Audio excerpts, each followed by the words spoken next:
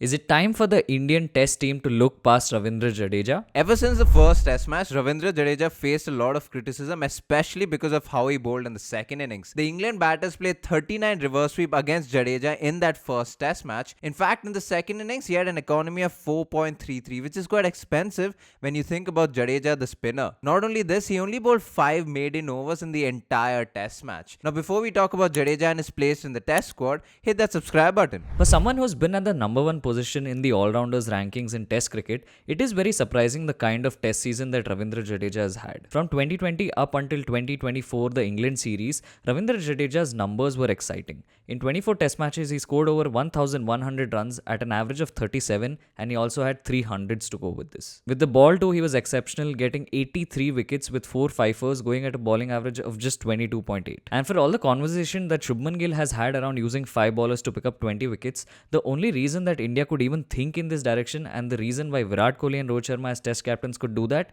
is because of Ravindra Jadeja's numbers. One of the major issues with Ravindra Jadeja as of yet is the fact that his strength is no longer his forte. Jadeja is known for his accuracy, keeping things tidy and making sure he gets through the overs without giving a lot of runs. Except since the New Zealand series in 2024, he hasn't been the same bowler. And this is exactly what we saw in the first Test match as well. Even when he wasn't bowling to Ben Duckett, who was just playing the reverse sweeps, Jadeja was struggling to find this consistent line and length against any batter he was bowling to. There would always be that one-odd short ball in every over that he was bowling. Now the problem isn't just this, right? Whenever he was bowling to Ben Duckett, he was really struggling because Ben Duckett was just playing the reverse sweeps.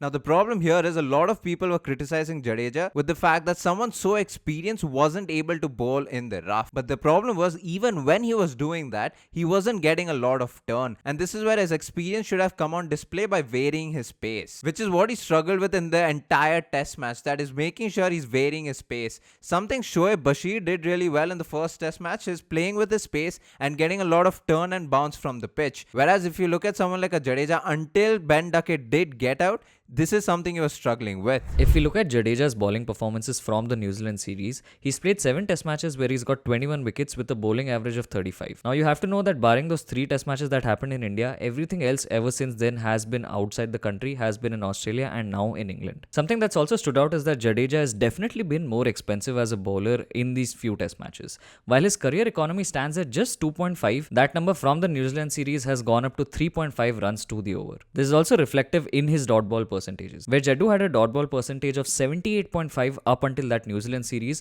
That number has come down by a whopping 10% to just 68%. When you look at this decrease in dot ball percentage, it's not only because of the reason that the batters might be taking more singles, but in fact Jaddu is bowling a lot more bad balls now, and this is reflective in the number of times he's been hit for a boundary. Where until that New Zealand series, Jaddu was giving a boundary every 20.4 deliveries, that number from the New Zealand series has come down to 15.6 deliveries per boundary. Where initially Jaddu was giving a boundary every 3.5 overs, he's now giving a boundary every 2.5 overs. And even in the 21 wickets that Jaddu has got in these 7 Test matches, 10 of these wickets came in a single Test match against New Zealand at home. Barring this, Jaddu has struggled to find form because he's only picked up 11 wickets in the remaining 10 innings. Ironically, the criticism towards Jadeja, the spinner, started before the 10-wicket haul, where India played New Zealand in Pune and the spinners took 37 wickets. But the problem here was, out of those 37 wickets, Jadeja only took 3 of them, just 8% of those wickets. But his numbers in the Sena country stands out and is almost abysmal. In the 4 Test matches he has played since 2024 in the Sena countries, he has a bowling average of 78 and a strike rate of 132, which is the worst for a spinner since 2024, apart from Glenn Phillips, who's a batting all-rounder. Now, with being the number 1 Test all-rounder, you also have to contribute with the bat, which is also something he's struggling with. Since the New Zealand series, Jadeja has played 7 matches, scored only 276 runs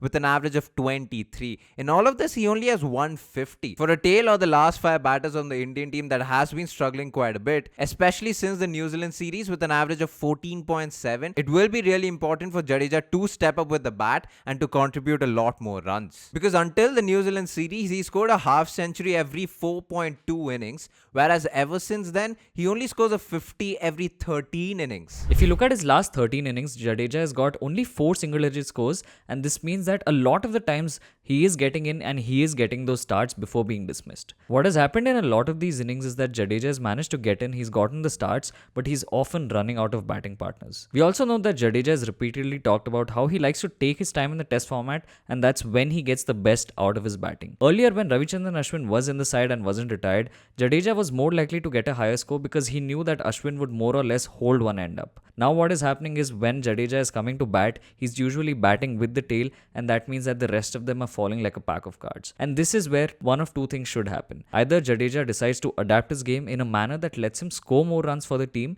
because he knows that the tail is going to be falling out anyways, or the Indian team decide to bat him one position higher, possibly bat him at number 6, so that he has more time not only to make his runs but also to bat with the recognized batting pair. What India can do is bat someone like a Nitish Kumar Reddy or a Washington Sundar at number 7 and compromise that one batter, because Jaddu can hold his own with the bat, and batting one position higher and having the cushion of NKR as well as Washi at number 7 will just help the team score more runs. And this is why we address the title and talk about if the Indian team should actually move on from Jadeja. The answer is quite simple. For someone who has 300 plus test wickets, for someone who has 3000 plus runs, and who has been the number one all-rounder in the test format for quite a while, you will want to give him this entire series and some more time to prove himself, because he's not getting any younger. If in fact he does fail in England and the selectors want to look past him, they should probably do that in the Sena countries and give him more time at home. But of course, with the talent pool India has, we do have replacements for someone like a Jadeja, except we don't know if they're ripe yet. The most obvious like-to-like replacement would be Akshar Patel. In the 14 matches that he has played, he's picked up 55 wickets with an impressive average of 19. In fact, even with the bat, he has a very impressive average of 35. But the problem here is Akshar Patel hasn't ever played outside Asia for the test format for the Indian team. In fact, he was even dropped from the Indian team because in the last 11 innings that he did play, he only picked up 8 wickets and he went 4 innings without taking a wicket. And this becomes a problem if you're playing in India as a spinner. And this is where Gautam Gambhir's favourite cricketer in the current test setup, Washington Sundar, comes into the picture. While Washington Sundar has been around the test setup for a decent amount of time, it is only now that he's consistently getting his chances. In his last 9 innings with the ball, Washington Sundar has picked up 19 wickets, and in the series against New Zealand, he proved to have definitely improved his bowling. He also has a test batting average of 25.6 and is a fairly handy customer low down the order.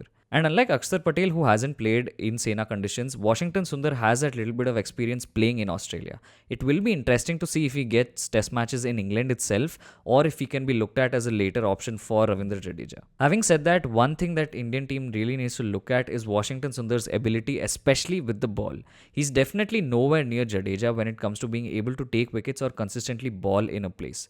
Having said that, if Jadeja is also going through the same issues in the Sena countries, it might make sense to give Washi a position in the squad, because at least he has age on his side and can be groomed through the years. Something to keep in mind as a spinner, especially in the Sena countries, is that your job is to hold end. You can't always look to attack and take wickets because conditions don't really suit spinners all that much. This is where the Indian team management will need to be really smart about trying other spinners if they do move on from Jadeja, because even if they can't take wickets, they will need to be reminded that your job is to hold end and be economical. The other possible options could be Tanush Kotian, Shams Mulani and Manav Sutar. Tanush Kotian did bowl against the England Lions but didn't get a lot of overs, but he was given a chance before the Border Gavaskar Trophy against Australia A, where in both innings he gave more than 4 runs per over. In fact, in the second innings, he was touching 5 runs per over. And also why the Indian team management will stick with Jadeja for a while, because for someone who's known for his consistency, you can only hope that he gets it back. But as a 36-year-old, a lot of things come into the picture. With Jadeja having all of this experience, you would expect him to be at the money right from the first ball. Apart from this, one thing you also need to consider is whether or not this is a loss of form or just Jadeja losing his ability to be as good as he was. This has been our video on Ravindra Jadeja and what we think his chances are right now with the Indian squad, if India should continue to pursue with him or if they should look ahead. Thank you so much for watching. We also have an event coming up tomorrow, so if you haven't signed up for it, and if you can,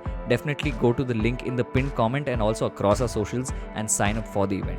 It's going to be happening in Bangalore in Koramangala, and we're going to be having a discussion on Test cricket. Definitely like this video, share it with your friends, and most importantly, subscribe. Thank you so much for watching. Peace.